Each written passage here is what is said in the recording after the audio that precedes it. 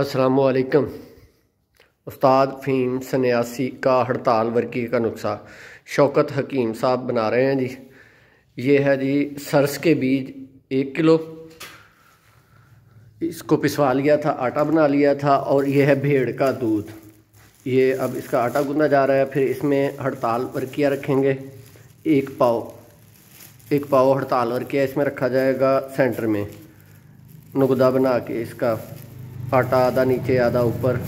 और उसके बाद जो है ये गिल हिकमत करेंगे हम इसे रोगनी हंडी में। फिर इसे 5 किलो ओपलों की बेदूध आग आएगी।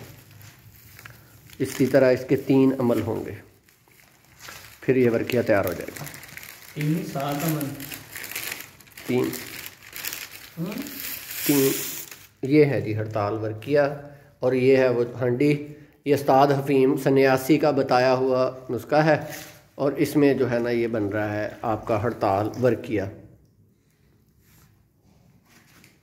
ये जी वीडियो बना रहे हैं उस्ताद हफ़ीम के लिए, इनके यूनिफिकेशन चैनल के लिए। और ये तस्दीक लगेगी जी जब ये खोलेंगे हम अपनी गिल हिकमत, फिर भी दिखाएंगे। इसी तरह ये 3 अमल होंगे। इसमें से जो है हड़ताल वर्किया बरामद होगा अपने असली कलर में। ये कलर और शौक हो चुका होगा और ये कुश्ता हो चुका होगा। ये आमल कामल जो है ना ये होगा आपका कायमो नार होगा, काया कलब होगा ये।